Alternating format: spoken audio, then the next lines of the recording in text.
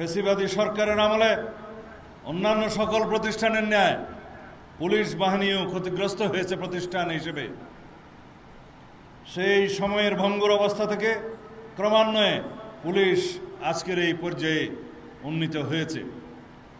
বর্তমান সরকার বিশ্বাস করে পুলিশ কোনো বিশেষ দলের বা গোষ্ঠীর লাঠিয়াল বাহিনী নয়, বরং পুলিশ হবে জনগণের কৃত্রিম বন্ধু।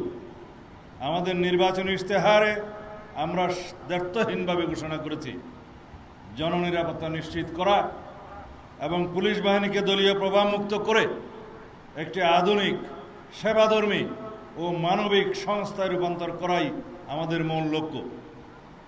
সেজন্য পুলিশ বাহিনীর মনোবল পুনঃপ্রতিষ্ঠা সহ একটি দক্ষ ও আধুনিক আইন শৃঙ্খলা রক্ষাকারী বাহিনী হিসেবে গড়ে তুলতে সরকার ইতিমধ্যে জনবল বৃদ্ধি সহ নানাবিধ উদ্যোগ গ্রহণ করেছে। বিএনপির নির্বাচনী ইশতেহারে রাষ্ট্র কাঠামোর গণতান্ত্রিক সংস্কারের যে অঙ্গীকার করা হয়েছে তার অন্যতম স্তম্ভ হল পুলিশ সংস্কার।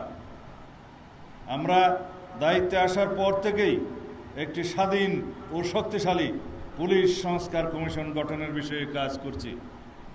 এই কমিশনের উদ্দেশ্য হল পুলিশ বাহিনীকে রাজনৈতিক হস্তক্ষেপ থেকে সম্পূর্ণ মুক্ত রাখা, নিয়োগ, বদলি ও পদোন্নতির ক্ষেত্রে মেধা ও জ্যেষ্ঠতাকে একমাত্র মানদণ্ড হিসেবে প্রতিষ্ঠা করা, ব্রিটিশ আমলের সেকেলে পুলিশ আইন পরিবর্তন করে সময় উপযোগী এবং জনবান্ধব আইন প্রণয়ন করা। আমরা চাই এমন এক পুলিশ বাহিনী যারা ক্ষমতার ব্যবহার করবে না, বরং অপরাধীর মনে ভয় আর নিরপরাধীর মনে প্রশান্তি যোগাবে।